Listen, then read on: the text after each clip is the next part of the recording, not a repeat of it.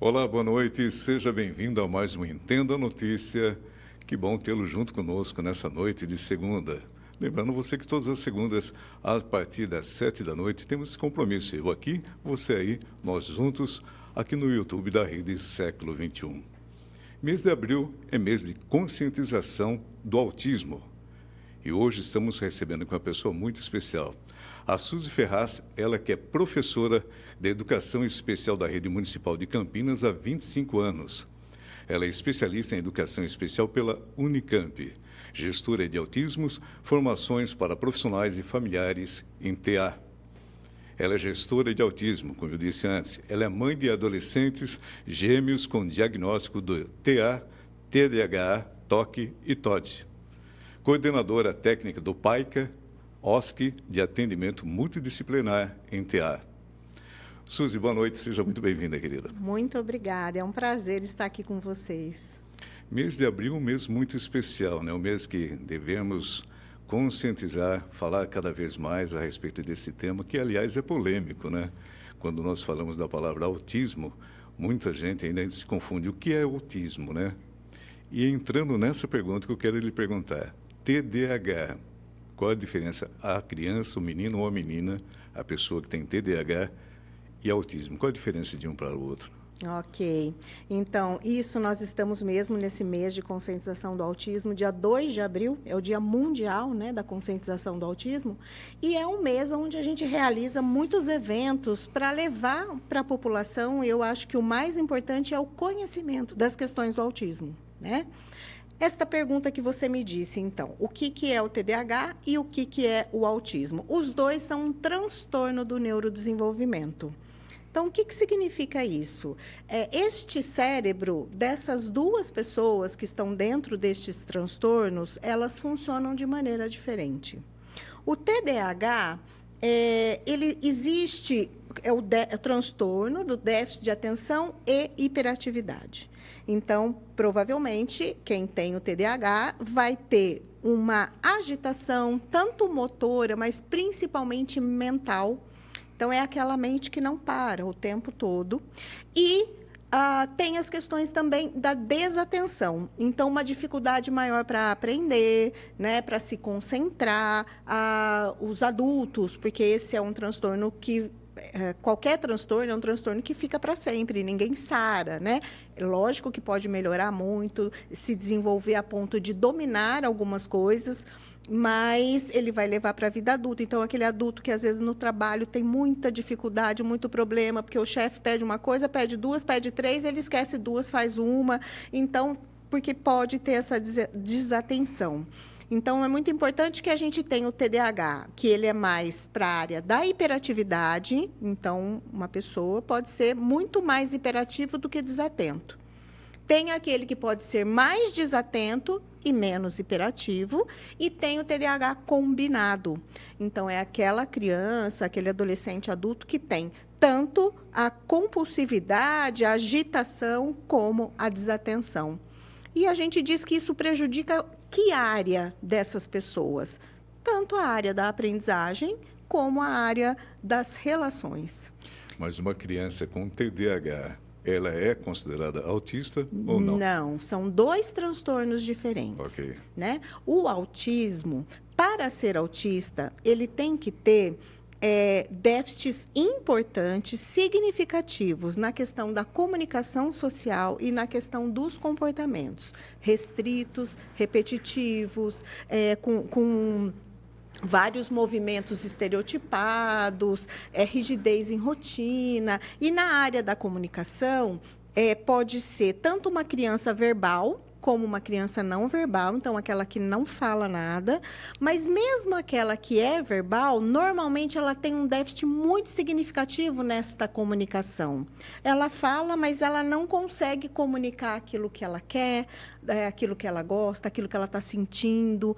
Então, para ser TEA, ele tem que ter estas duas déficits significativos nestas duas áreas e interferir de maneira muito grande mesmo em todo o funcionamento daquela criança, daquela pessoa. E é muito engraçado quando, às vezes, a gente começa a falar das características do autismo, né? Então, a gente fala aquela criança que fica mais sozinha, que não gosta muito de interagir, que quer fazer sempre as coisas do mesmo jeito, que chega num espaço, fica lá no seu cantinho. Aí tem gente que fala assim, nossa, então acho que eu tenho autismo, porque eu gosto de fazer isso. Então, a gente tem que entender que essas características têm que prejudicar a vida da pessoa. Porque todos nós queremos, às vezes, ficar quietinho no nosso canto, não interagir. E não pode confundir também a questão do TDAH com a pessoa que é tímida, por exemplo. Exatamente, tanto do TDAH como do TEA. Nós temos uma gama de transtornos, né, que a gente consegue hoje olhar para eles. E uma outra coisa que é muito importante é que uma pessoa pode ter o autismo, o transtorno do espectro do autismo, e ter TDAH também. Ela pode ter o autismo e ter, como você disse, dos meus filhos, né? Sou mãe do Matheus e do Miguel, são gêmeos, hoje com 18 anos. E o Miguel tem o autismo, o TEA, o TDAH e o TOC, que é o transtorno obsessivo compulsivo. Então, o que significa isso? Ele tem compulsão por algumas coisas. Né? Então, uma das compulsões que o Miguel tem é alimento. Então, é difícil controlar essa alimentação dele. Se tem, sei lá, 2 pacotes de bolacha, ele quer comer os 2 inteiros, não consegue deixar para depois. Hoje, ele tem uma compulsão muito grande também pelo eletrônico. Hoje, ele está no vício de tela, a gente está fazendo todo um trabalho. E pode ter pessoas que tenham compulsividade com outras coisas, de querer, por exemplo, tem as pessoas que querem lavar a mão o tempo todo, tem aquela compulsão, tem pessoas que querem juntar coisas, comprar coisas. Então, tem vários tipos de compulsividade. E o Matheus, ele tem o TDAH, o dele é o combinado, então ele tem tanto a hiperatividade como o déficit de atenção, e ele tem o TOD. O TOD é o transtorno opositor desafiador. O TOD, geralmente, ele é bastante comprometedor para a pessoa que tem. Faz uma diferença enorme nessa questão de como interagir com os outros, porque ele tem dificuldade de reconhecer a autoridade.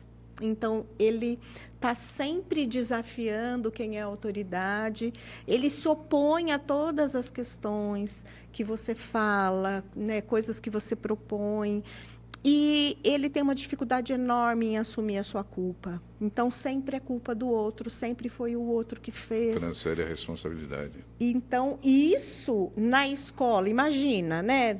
Numa escola, com o professor, com tantas outras crianças da mesma idade, faz com que ele tenha realmente uma dificuldade muito grande de estar nesses ambientes e de conviver de uma maneira harmônica. Falando nessa palavra que você disse há pouco, culpa, vamos pegar você como exemplo, que você é mãe especialista nesse assunto, né? Porque, infelizmente, o ser humano ele é tendencioso a falar, no caso o homem, a mulher, a culpa é da mãe, a culpa é sua, o filho nasceu assim, assado e tal. Vamos falar a respeito genética. Sim. Até onde a genética ela influencia ou não na criança que tem esse síndrome? Ok. O autismo, né, o transtorno do espectro do autista, é um transtorno de 97% a 99% genético. Ou seja, está no gene. Né? Ele nasce com a criança, ele vem com a criança quando ela nasce. Existe um marcador para o autismo? Então, eu consigo saber que eu vou ter uma criança com autismo antes dela nascer? Não. Não existe um exame de sangue, não existe uma medida de nenhuma parte do corpo que a gente possa fazer para verificar se ela tem ou não o TEA, ainda. Né? Então, é uma avaliação clínica. O que significa isso? Normalmente, quem descobre os primeiros sinais do autismo são os professores. Então, essa criança vai pequenininho para a escola, né, e chega lá, então ela tem dificuldade. Já vou falar algumas características aqui, né? Para você que está em casa, é muito importante a gente ter o diagnóstico precoce. Então, observar as crianças com as quais você tem a responsabilidade é muito importante. Então, aquela criança que não olha muito nos olhos, aquela criança que prefere brincar sozinho, aquela criança, bebezinho, que a mãe amamenta e que ela não faz contato contato visual, aquela criança que, embora saiba falar, não consegue dizer que está com uma dor, por exemplo, anda na ponta dos pés, tem dificuldade de se relacionar com outras crianças, tem dificuldade em ficar sentado num espaço, ou ao contrário, né? Ela fica muito parada, não se movimenta, não chora. Então, essas duas pontas, elas podem nos trazer sinais de que essa criança pode estar dentro do espectro, né? Então, ela já nasce com. Então, o autismo é 97% a 99% genético, e a gente sabe também, através de pesquisas científicas, que ele é 81% hereditário. E aí é muito importante a gente dizer assim, então quer dizer que a criança com autismo vai ter o pai ou a mãe que tem autismo? Não. Às vezes, a mãe tem algumas características ali, mas ela não é autista, mas ela tem uma dificuldade de socializar, ela tem algumas características que a gente chama de características raras. Agora, necessariamente, essa mãe, esse pai, todos os filhos que eles tiverem, vai ser autista? Não. Então, imagine assim, Então, eu tenho aqui algumas... Vou colocar no meu caso, tá? Então, eu tenho algumas características de TDAH, algumas características raras aqui. E o meu marido também.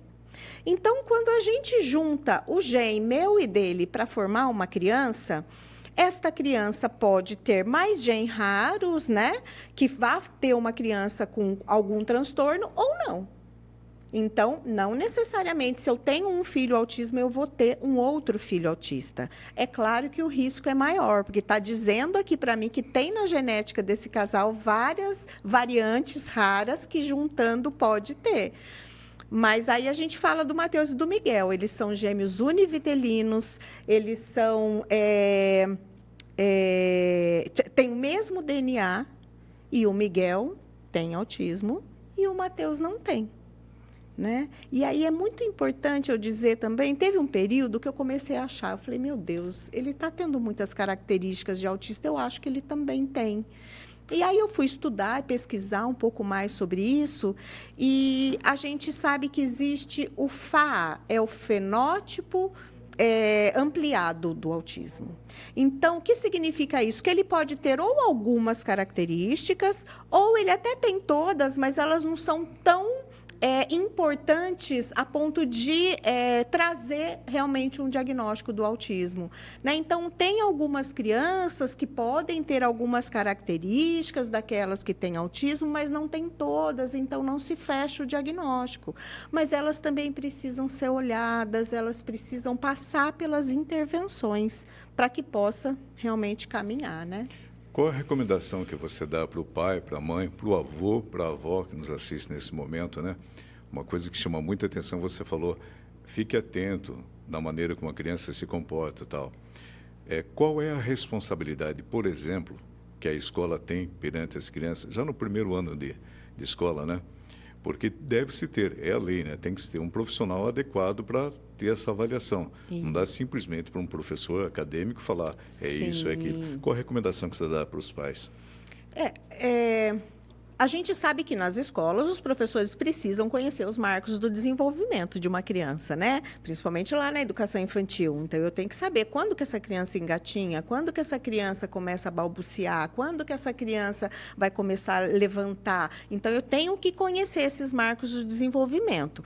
E aí, se a gente percebe que ela está atrasada em vários marcos do desenvolvimento, significa que pode ter alguma coisa ali. Não que tenha, né? Mas que pode ter.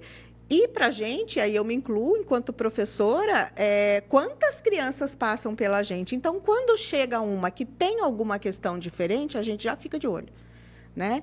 Então, o professor, ele tem uma função importantíssima, principalmente na questão dos transtornos. E qual que é a importância, nesse caso, nos primeiros anos de vida, por exemplo, do pediatra, para um pai e para uma mãe? O pediatra deveria ser o primeiro a verificar, né, que esta criança tem alguma coisa diferente.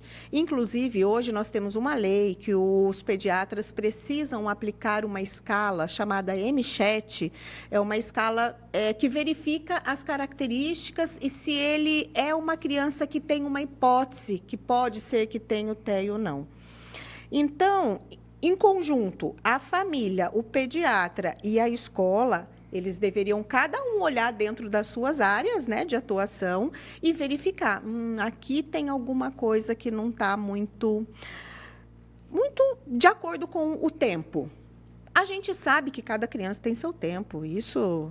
Só que não dá para eu esperar uma criança que deveria engatinhar com 6 meses, ela tem 1 ano e meio, eu ainda estou esperando. Né? Então, eu preciso olhar para isso. Então, a gente precisa tomar muito cuidado, principalmente a linguagem. A linguagem verbal, ela é um dos principais sinais do TEA. Geralmente, as famílias se preocupam porque isso, a criança não fala. Então, isso incomoda os pais, aí os pais vão atrás. Mas, se é uma criança que está falando algumas coisas, às vezes passa. Então, um relatório, se você me disser qual é o profissional que pode fazer um diagnóstico e um laudo de autismo. São os psiquiatras infantis e os neurologistas infantis também. Então, a gente precisa, esse profissional da escola vai olhar, verificar que características que ele está vendo ali que não está muito de acordo com o marco do desenvolvimento e ele precisa fazer um relato disso. A família vai olhar, o pediatra vai olhar, esse seria o ideal, né? Então, cada um fazendo um relato daquilo da sua área e levar, então, para esse especialista, que é o médico, psiquiatra ou neurologista infantil. Mas hoje tem passado muito. E uma coisa que é muito importante que a gente diz desse diagnóstico precoce, a gente sabe que o cérebro é plástico, então a vida toda ele pode aí se regenerar e aprender e fazer novas conexões. Mas é incrível o número de conexões que são feitas do bebê quando nasce até os 3 anos de vida. Então, quando a gente consegue ter esse diagnóstico precocemente e já começar a intervir, aí o que acontece? Menos prejuízos ele vai ter no futuro.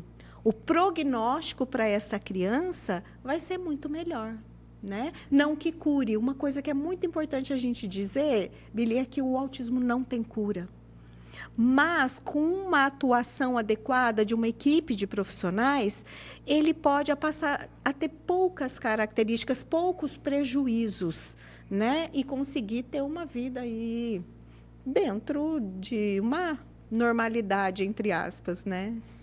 Muito bem, você que está nos acompanhando aqui pelo YouTube da Rede Século XXI, é sempre um prazer tê-lo conosco aqui. Você que ainda não compartilhou, compartilhe. Um bate-papo gostoso hoje, né? Estamos falando a respeito do mês de abril, dia 2 de abril, dia internacional, né? Mundial, que se fala a respeito, conscientização do autismo em todo o mundo, né? Junto conosco, a especialista e mãe, Suzy Ferraz. Suzy, uma pergunta que acredito que você deve ter ouvido muito a respeito, até porque você é profissional da área, né? Também da educação. O que é o ideal para o autista? Ter uma escola especializada para quem é autista ou ela está junto, dentro, a lei diz, né, que tem que estar junto com os demais alunos, né? Sim. Qual que é a sua opinião a respeito da questão da qualificação dessa criança? Enquanto professora, eu tenho que acreditar que a escola é um espaço de acolhimento para todo mundo, né? E eu sempre acreditei nisso.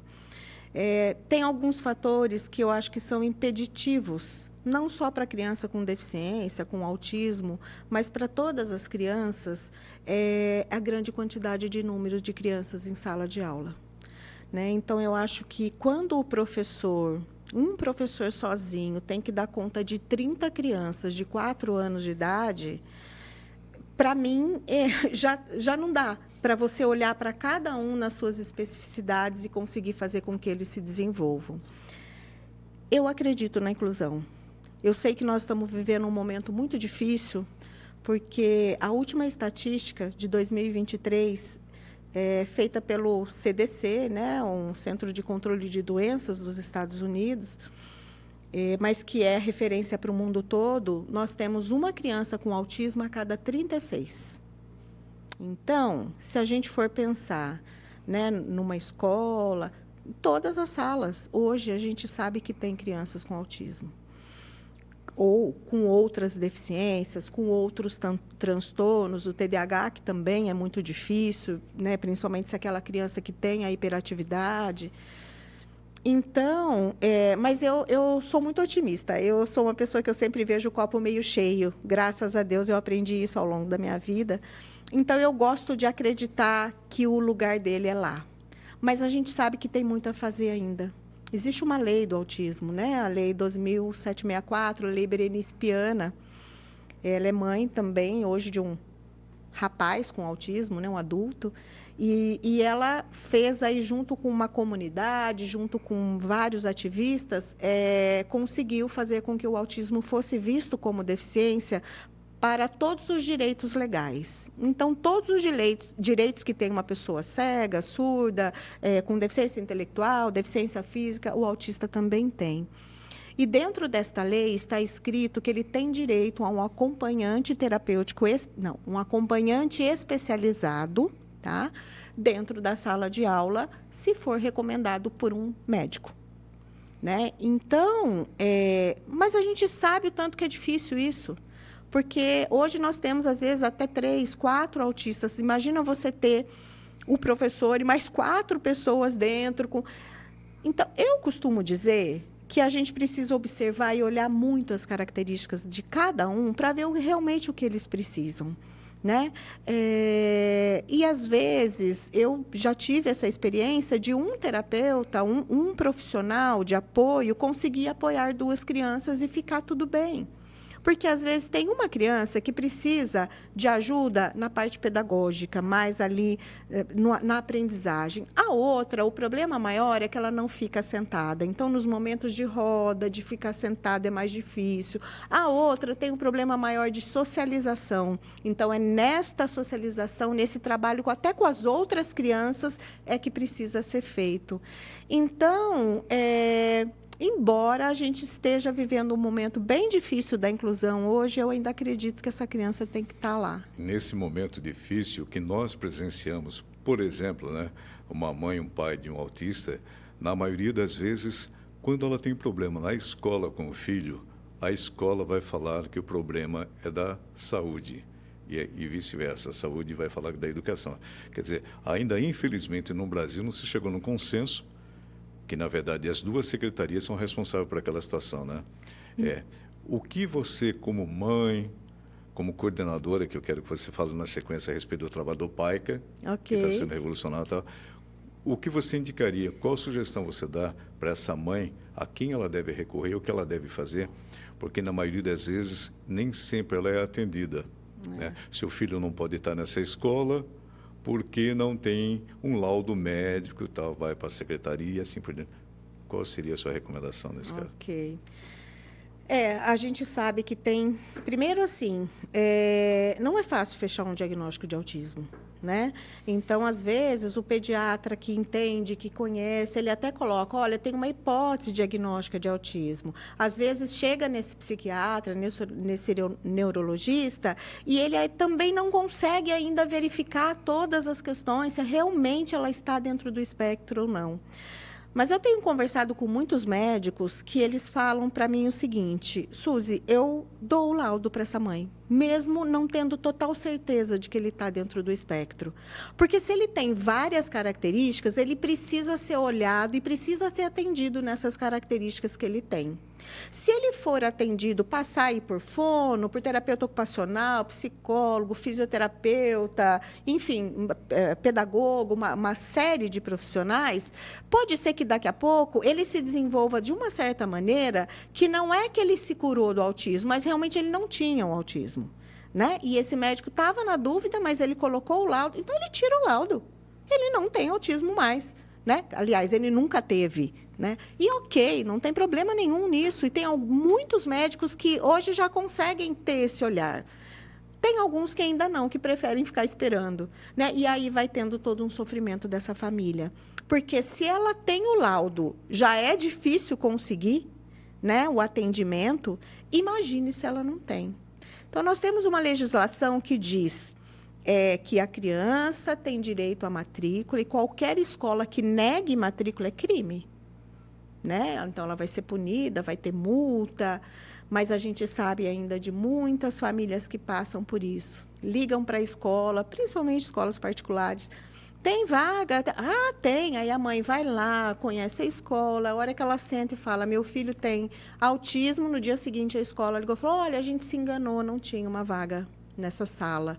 Que é proibido por lei, né? Proibido por lei, né? E precisa haver a denúncia. Se você passa por isso, denuncie, porque se a gente não denunciar, ninguém vai saber que isso está acontecendo, Tá. né?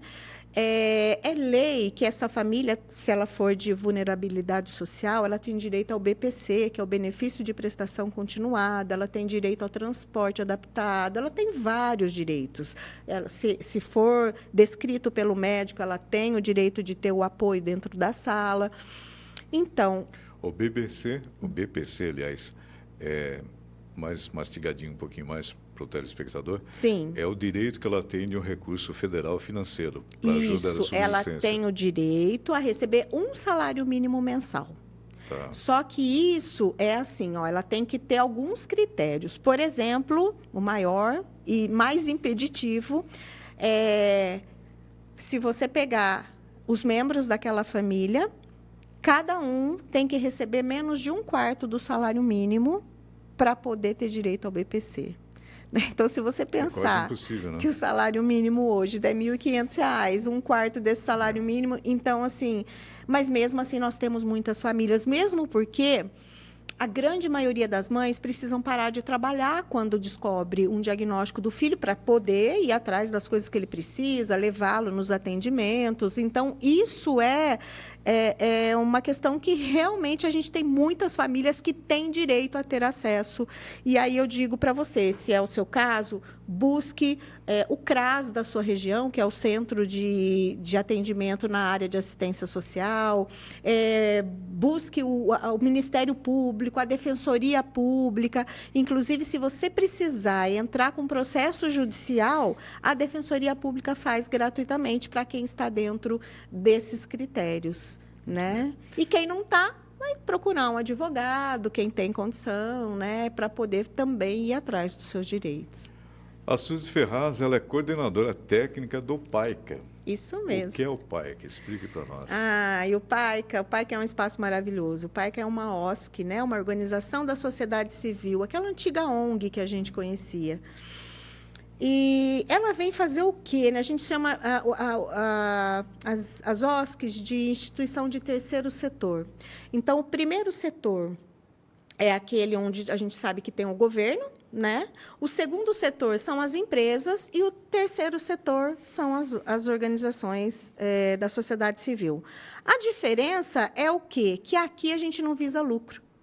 Né? Então, o trabalho que você faz numa organização, você não visa lucro, você não quer ganhar dinheiro, você quer atender as pessoas naquilo que o governo ainda não consegue atender. Então, as organizações vêm para trabalhar com um público que está aquém ali, sem ter para onde recorrer. Né? O município, o Estado, o governo federal não está conseguindo proporcionar o atendimento que ele precisa.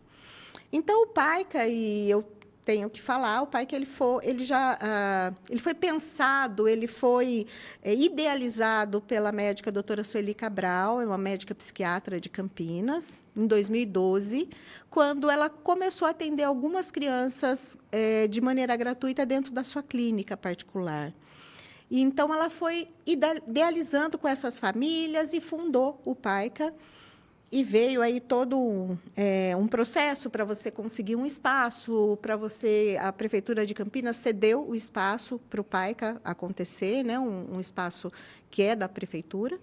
Ela conseguiu verbas para a reforma, e isso durou muitos anos, né? Porque a gente sabe que é muito burocrático mesmo. No início de 2020, já estava ficando quase pronta essa sede, veio a pandemia em março. Doutora Sueli faleceu de câncer em maio e o Evandro, vice-presidente da instituição, faleceu de Covid em novembro. Então, foi realmente assim, perdas significativas. Neste momento, eu cheguei a fazer alguns trabalhos com ela enquanto mãe, enquanto professora de educação especial, mas eu não era um membro do PAICA. E aí eu fui convidada, né, pela presidente do PAICA, e é até hoje, Cláudio Humberto, para coordenar tecnicamente o PAICA, porque quem estava lá, quem continuou, não conhecia do autismo, eram pessoas voluntárias que faziam parte da diretoria, enfim. E aí, em agosto de 2021, então, eu fui convidada, né, para coordenar tecnicamente o PAICA, e eu tinha me aposentado da prefeitura em 2019, aí quando a gente fala, vou aproveitar minha vida, passear, né? E aí Deus colocou no meu caminho e eu não consegui falar não, né? Eu falei, eu vou ver o que eu consigo. Não vamos devolver esse espaço para a prefeitura, vamos ver o que a gente consegue. Então, a gente passou, né, de um espaço somente, só era o prédio, hoje um prédio totalmente mobiliado, com brinquedos, com todos os recursos necessários para fazer o atendimento das crianças em todas as áreas. E isso muito graças à FEAC, que é uma fundação, né, da assistência social de Campinas. Foi ela que nos apoiou, em primeiro lugar, para que a gente conseguisse que os nossos voluntários que estavam lá batalhando com a gente conseguissem ser contratados, né? Hoje a gente tem também um convênio com a Secretaria de Educação de Campinas, onde uma pequena parte é atendida dentro desse convênio. Nós atendemos hoje 81 crianças. 46 são através do convênio com a Secretaria de Educação e o restante, nós terminamos um convênio com a FEAC, infelizmente, o projeto terminou agora em março, e a gente está vendo aí como é que a gente vai fazer para continuar com essas 85 crianças, porque a gente ainda não tem convênio com as outras secretarias. Mas qual é a participação da Prefeitura Municipal? Então, hoje ela nos cedeu o espaço, né? Certo. Então a gente fala que não teria acontecido se não houvesse essa sessão, e a gente tem um convênio com a Secretaria de Educação. Mas daí naquilo que você falou, né, dessa importância de que a criança não é da educação, ou da saúde, ou da assistência, ela é de todas as secretarias. Então, a gente tem tentado fazer esta conversa com a gestão de Campinas, mostrando a importância da gente conseguir um convênio com a Secretaria de Assistência Social, com a Secretaria de Saúde, com a Secretaria de Esportes, porque essa criança não tem lugar para ir. Aonde que ela vai? Né? Numa praça, uma praça que é aberta, a criança sai correndo, tem dificuldades sensoriais.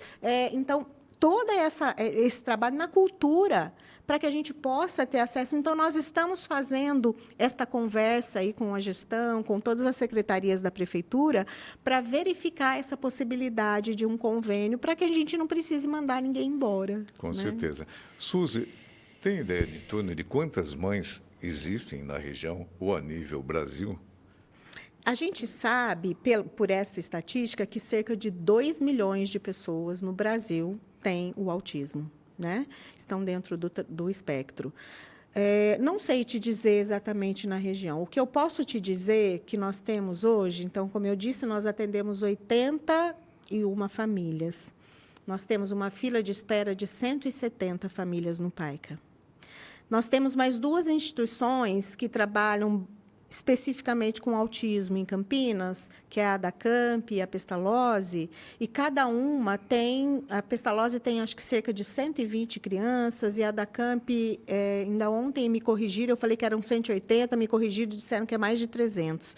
Então, eu acho que nós temos cerca de umas 500 crianças na fila de espera para ser atendido dentro desse processo multidisciplinar. Ouvindo você falar como especialista e como mãe, porque meio que muitas pessoas falam, isso virou um modismo, né? Ficar falando de autismo, tem alguém na família que é tal. Você há 18 anos, né, convive, né, com os seus filhos, imagino que lá atrás a dificuldade era muito maior. Muito. Mas ouvindo esse seu relato, a gente está muito aquém do que está bem ainda para quem tem que tratar um filho com autismo na cidade. Com certeza, mas é aquilo que eu falei para você. Eu gosto sempre de ver o copo meio cheio. Então, eu não consigo não olhar para as minhas 170 crianças e famílias que estão na lista de espera. Mas, ao mesmo tempo, eu olho com muito carinho o progresso que a gente que a gente está tendo com as 81 famílias que são atendidas. E no PAICA, a gente tem um diferencial muito grande, que é, o atendimento às famílias. Enquanto as crianças são atendidas, que geralmente é 2 horas no dia, né, no contraturno da escola, então, se ela vai na escola de manhã, ela vai à tarde, vice-versa. Então, ela tem 2 horas de atendimento. Algumas crianças têm 2 horas, 2 dias da semana. A gente sabe que as crianças precisariam ter muito mais que isso, mas para que a gente possa atender um número maior de pessoas, a gente acaba tendo que limitar um pouquinho. E aí, enquanto ela é atendida, a família também é. Nós temos uma terapeuta familiar, nós temos assistente social, nós temos arteterapeutas que trabalham com esta família, fazendo uma escuta, fazendo um acolhimento, trazendo informação, trazendo um momento de trocas de experiências entre elas, para que... Eu falo, uma das coisas muito importantes é a gente não se sentir sozinho, porque a gente tem um sentimento de solidão. Geralmente, a gente tem, quando a gente tem o diagnóstico dessa criança. Tem uma frase que ela é muito difícil, muito dura, mas que ela é real, que é o seguinte: enquanto você não mata o filho que você sonhou, você não aceita o filho que você tem. É uma verdade. Porque você vai ficar querendo que ele seja uma criança que faça tudo, que tenha tudo, que aprenda tudo. E não é assim. Não é assim que funciona. Ele é uma criança com autismo, ele tem limitações, ele tem questões que ele nunca vai deixar de ser autista. Né? Então, a gente precisa aceitar esse filho. E é fácil para uma mãe fazer isso? Não é fácil. Não é.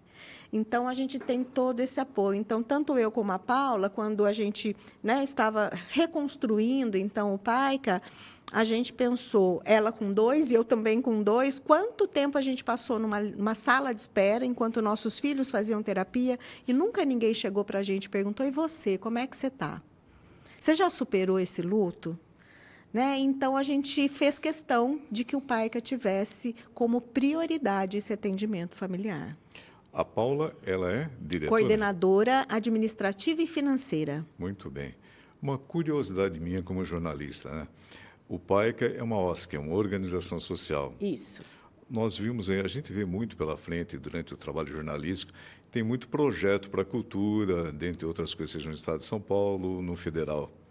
Não tem algum projeto de vocês social para levar adiante na saúde, para que o Estado de São Paulo possa subsidiar vocês, ou federal? Com certeza tem, Billy, mas o que acontece? Hoje a gente está no momento, quem está mais na coordenação mesmo do PAICA, então sou eu, a Paula, e a Roberta Marques, que ela é supervisora de equipe e que faz parte de todo esse trabalho de coordenação e de gestão do PAICA, e a Cláudia, que é a presidente da nossa instituição. Nós não temos mão de obra, né? Então, a gente precisa escrever projeto, fazer relatório, dar entrevista, organizar a equipe, verificar o telhado que quebrou, ver a construção que precisa ser feita. Então, assim, a gente está, no momento, sem braços para poder distribuir as funções. A gente tem assumido muitas funções administrativas, então, eu tenho que fazer uma tabela para levar para uma pessoa que quer saber a nossa lista de espera. Eu que sento e faço, porque não tem para quem eu dirigir isso, né? A nossa secretária recepcionista, que atende as famílias, ela nos ajuda muito, mas então a gente não tem dinheiro para contratar essas pessoas que poderiam estar nos auxiliando. Então, às vezes, a gente deixa de participar de um processo, de um edital, porque a gente não dá conta de escrever esse projeto e de fazer tudo, né, o que ele vai exigir, porque quando a gente escreve um projeto, a gente recebe emendas parlamentares de deputados estaduais, federais, dos nossos vereadores de Campinas. Temos vários parceiros, mas a gente tem que escrever o projeto, fazer o projeto andar, tem que prestar conta do projeto. Então, a gente tem ficado realmente muito sobrecarregado com isso. Nós estamos nesse momento de buscar parceria de empresas mesmo, que possam investir, porque quando você recebe uma emenda, você tem que gastar naquilo. Sim, correto. Né? E tem o profissional que você pode contratar, o que você pode fazer. Quando a gente recebe um convênio, é isso também. Eu posso só contratar os profissionais da área da educação para esse convênio. Agora, essa área administrativa, essa área de gestão, a gente precisa de ter empresas parceiras que possam, né, estar conosco. Até faço esse convite, se você, por acaso, tem alguma empresa, quiser ir conhecer o PAICA, quiser ser nosso parceiro, a gente vai ficar muito feliz em te receber lá. E aproveitando o ensejo, lembrando a você, como disse há pouco ela aqui a respeito da empresa, você que tem uma empresa pode ser debatido, pode ser descontado do imposto de renda da sua empresa pelo fato dela ter uma OSC, né, uma organização social. Isso. Se eu não me engano, chega em torno de quase 3%, não é isso? Mais ou menos. Não é isso? Toda pessoa, quando faz o seu imposto de renda, ela pode direcionar uma verba que ela pagaria para o Estado para uma instituição. As pessoas físicas é 6% e as pessoas jurídicas, eu acho que é 1%. Não tenho certeza, mas é mais ou menos isso. Então, na hora de você fazer o seu imposto de renda, você já pode direcionar o seu dinheiro que você teria que pagar para uma instituição. Muito bem. Para a gente finalizar, eu queria aqui que você deixasse uma mensagem a quem está nos assistindo aqui pelo YouTube da Rede Século XXI, no programa Entenda a Notícia, e principalmente para você que é mãe, para você que é avó, que é pai, que tem um filho que é autista, ou ainda você tem dúvida, né? Procure um profissional, como ela disse desde o início aqui, né? Porque a escola, repito o que ela disse durante a entrevista, ela tem que receber essa criança, ela tem que dar atendimento a essa criança. Se você tem um filho que está caracterizado como autista, lute pelos direitos dela. Se for o caso, vá à justiça, não é isso? Com certeza. O que eu posso deixar de recados para vocês, pais, familiares, né? Não desistam, né? Tem momentos que é muito difícil mesmo, a gente fica falando, não vai dar mais, não quero mais. Eu falo, às vezes a gente brinca lá no quarto, fala, não quero mais brincar disso, né?